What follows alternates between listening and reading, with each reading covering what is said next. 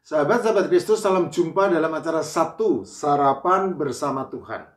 Adapun menu sarapan hari ini diambil dari 1 Korintus pasal 3 ayat 3 dan 4. Karena kamu masih manusia duniawi, sebab jika di antara kamu ada iri hati dan perselisihan, bukankah hal itu menunjukkan bahwa kamu manusia duniawi dan bahwa kamu hidup secara manusiawi? Karena jika yang seorang berkata, aku dari golongan Paulus, dan yang lain berkata, aku dari golongan Apolos, bukankah hal itu menunjukkan bahwa kamu manusia duniawi yang bukan rohani? Korintus merupakan kota pelabuhan yang sangat besar pada zaman Perjanjian Baru.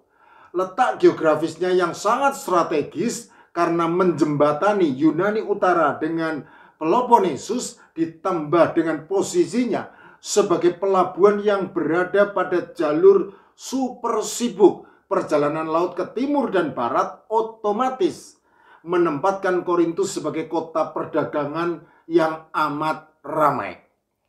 Arti penting kota ini juga diperkuat dengan posisinya sebagai ibu kota provinsi Akaya yang meliputi Yunani di sebelah selatan Makedonia, sekaligus sebagai kota kediaman gubernur Romawi sejak tahun 27 sebelum Masehi.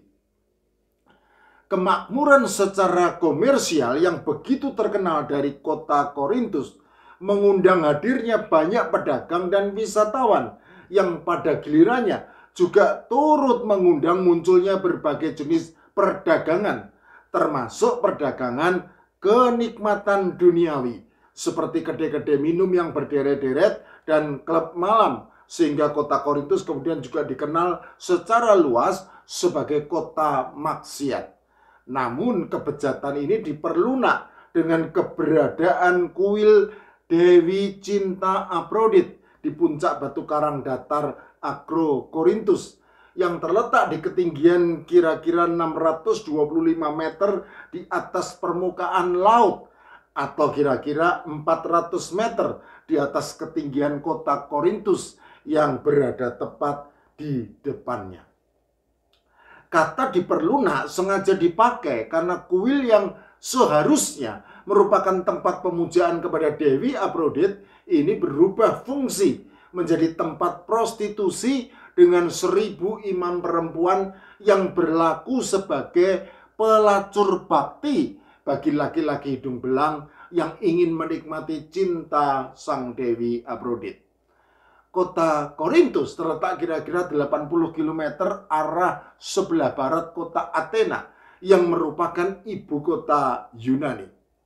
Paulus yang nampaknya kurang berhasil di dalam penginjilannya di Athena, Kisah Para Rasul pasal 17 ayat 16 sampai 34, kemudian meninggalkan Athena dan pergi ke Korintus, Kisah Para Rasul pasal 18 ayat 1. Menurut catatan para ahli teologi Perjanjian Baru, Paulus datang di kota Korintus untuk pertama kalinya pada musim gugur tahun 50 Masehi di dalam perjalanan penginjilannya yang kedua. Ia kemudian tinggal di sana selama 1 tahun 6 bulan untuk mengajarkan firman Tuhan di tengah-tengah mereka. Biasanya Paulus memang tidak pernah tinggal lama di suatu tempat. Namun di kota Korintus ini ia melakukannya atas perintah Tuhan yang berfirman kepadanya melalui suatu penglihatan.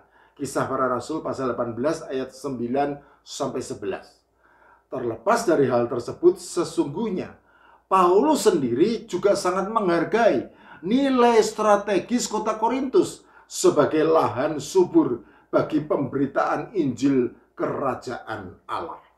Nampaknya Paulus juga ingin memanfaatkan banyaknya orang yang datang dan pergi ke dan dari kota Korintus untuk menjangkau mereka bagi Tuhan Yesus Kristus.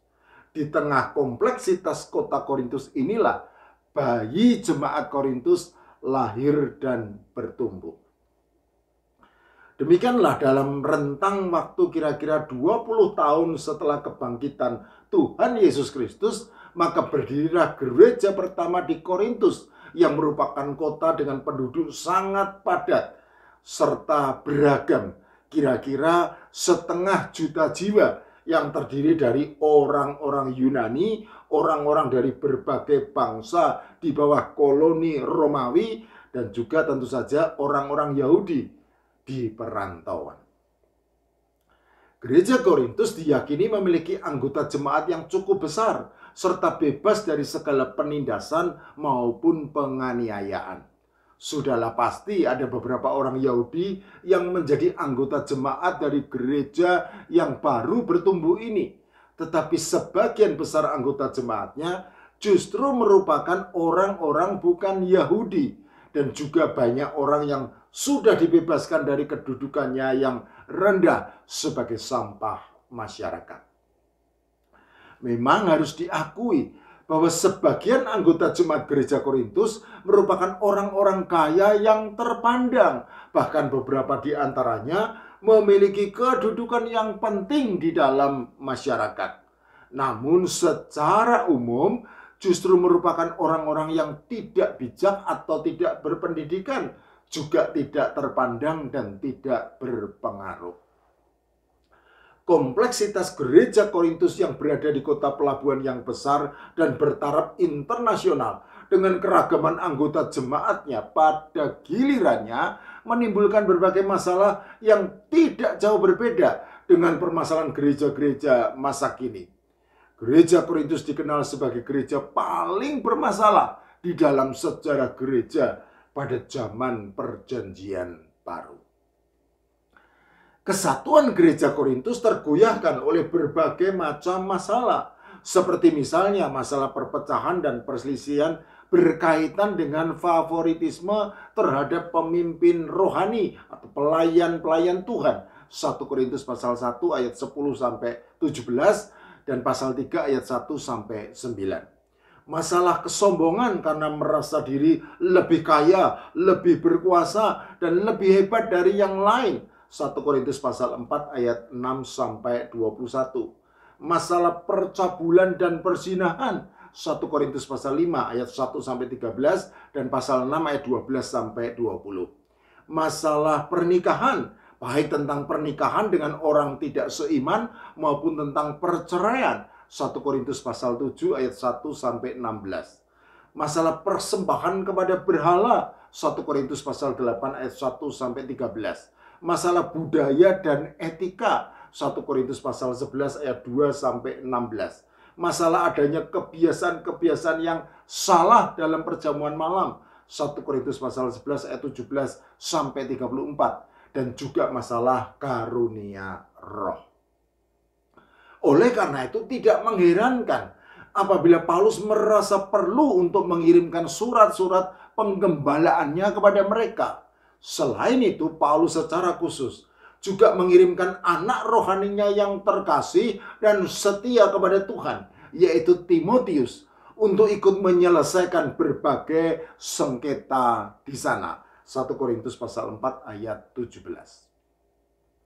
Besarnya jurang yang menganga lebar di antara si kaya dan si miskin, di antara si berpendidikan dan si bodoh, di antara si berkedudukan penting dan si tidak terpandang, di antara si Yahudi dan si bukan Yahudi, memang amat rentan menimbulkan perpecahan.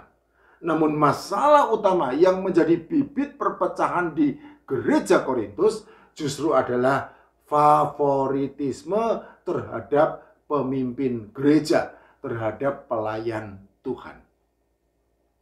Apa itu favoritisme? Menurut Kamus Besar Bahasa Indonesia Pusat Bahasa edisi keempat, favoritisme adalah pengunjukan rasa suka, senang, kasih, dan sebagainya terhadap seseorang. Hal ini sejatinya bukan merupakan masalah, seandainya berhenti sampai di situ saja. Masalahnya, favoritisme lazimnya juga diikuti dengan mengagulkan tokoh yang difavoritkan lebih daripada yang lainnya, sehingga rentan menyinggung pihak lain beserta tokoh favorit yang berbeda. Itulah yang terjadi pada jemaat Korintus setelah Paulus meninggalkan pelayanannya di sana untuk berkeliling memberitakan Injil Kerajaan Allah ke tempat-tempat lain. Paulus mendengar kabar adanya perpecahan jemaat Korintus dari anggota keluarga Chloe. Dan yang menjadi sumber perpecahan tersebut adalah karena perselisihan berkaitan dengan favoritisme pelayan Tuhan. Sehingga kemudian muncullah berbagai kelompok yang mengidentifikasi sebagai golongan Paulus, golongan Apolos, golongan Kefas atau Petrus, dan golongan Kristus. 1 Korintus pasal 1 ayat 11 dan 12. Kemudian nampaknya perselisihan yang menyebabkan terjadinya perpecahan jemaat Korintus itu meruncing hanya pada golongan Paulus dengan golongan Apolos saja. 1 Korintus pasal 3 ayat 4. Siapakah Apolos yang begitu difavoritkan oleh sebagian jemaat Korintus? Apolos adalah seorang Yahudi terpelajar dari Alexandria, Mesir, yang fasih berbicara dan sangat mahir dalam soal-soal kitab suci. Namun, ia hanya mengetahui baptisan Yohanes saja. Oleh karena itu, Aquila dan Priscilla kemudian dengan teliti mengajarkan jalan Allah kepadanya. Sehingga Apolos semakin menjadi seorang yang sangat berguna bagi orang-orang percaya. Karena ia dengan tidak jemu-jemunya membantah orang-orang Yahudi di muka umum. Dan membuktikan dari kitab suci bahwa Yesus adalah Mesias. Kisah Para Rasul pasal 18 ayat 24 sampai 28. Apolos melanjutkan pelayanannya dari Efesus ke Korintus dan dengan segera mendapat pengikut di kalangan jemaat di kota Korintus karena kefasihannya berbicara di muka umum. Jadi Paulus yang jelas lebih mahir soal-soal kitab suci karena dididik dengan teliti oleh Gamaliel yang merupakan seorang ahli Taurat yang sangat dihormati sebagai guru besar. Kisah Para Rasul pasal 22 ayat 3. Juga secara langsung menerima penyataan Tuhan Yesus Kristus tentang Injil Kerajaan Allah. Galatia pasal 1 ayat 11 dan 12. Diperbandingkan dengan Apolos yang jelas lebih fasih berbicara di muka umum, sehingga terjadilah perselisihan yang menimbulkan perpecahan. Paulus jelas menyadari bahaya favoritisme tersebut, sehingga dengan panjang lebar ia memberi pengertian. Dan aku, saudara-saudara, pada waktu itu tidak dapat berbicara dengan kamu seperti dengan manusia rohani, tetapi hanya dengan manusia duniawi yang belum dewasa dalam Kristus. Susulah yang kuberikan kepadamu, bukanlah makanan keras, sebab kamu belum dapat menerimanya. Dan sekarang pun kamu belum dapat menerimanya, karena kamu masih manusia duniawi. Sebab jika di antara kamu ada iri hati dan perselisihan, bukankah hal itu menunjukkan bahwa kamu manusia duniawi dan bahwa kamu hidup secara manusiawi? Karena jika yang seorang berkata aku dari golongan Paulus dan yang lain berkata aku dari golongan Apolos, bukankah hal itu menunjukkan bahwa kamu manusia duniawi yang bukan rohani? Jadi, apakah Apolos? Apakah Paulus? Pelayan-pelayan Tuhan yang olehnya kamu menjadi percaya masing-masing menurut jalan yang diberikan Tuhan kepadanya. Aku menanam, Apolos menyiram, tetapi Allah yang memberi pertumbuhan. Karena itu yang penting bukanlah yang menanam atau yang menyiram, melainkan Allah yang memberi pertumbuhan. Baik yang menanam maupun yang menyiram adalah sama dan masing-masing akan menerima upahnya sesuai dengan pekerjaannya sendiri. Karena kami adalah kawan sekerja Allah, kamu adalah ladang Allah, bangunan Allah. 1 Korintus pasal 3 ayat 1 sampai 9. Sahabat-sahabat Kristus, jelaslah bahwa favoritisme pelayan Tuhan itu bisa berbahaya. Karena setiap pelayan Tuhan sejatinya menerima pekerjaannya masing-masing dan akan menerima upah sesuai dengan pekerjaannya tersebut. Oleh karena itu membandingkan pelayan Tuhan yang satu dengan yang lainnya dan kemudian mengagulkan yang satu lebih daripada yang lainnya, bukan saja tidak selayaknya, melainkan juga memicu perselisihan yang pada gilirannya rentan menimbulkan perpecahan. Sejarah gereja di sepanjang zaman penuh dengan tinta hitam yang mencatat betapa berbahayanya favoritisme pelayan Tuhan, sehingga gereja Tuhan menjadi terpecah. Pelayan-pelayan Tuhan yang sakit hati meninggalkan suatu gereja dengan membawa para pengikutnya, yaitu sebagian jemaat yang memfavoritkannya, dan kemudian mendirikan gerejanya sendiri. Fakta juga menunjukkan bahwa gereja yang lahir dari perpecahan biasanya juga cenderung terpecah kembali. Ibaratnya seperti dosa yang melahirkan dosa lainnya. Sungguh, favoritisme pelayan Tuhan itu bisa berbahaya.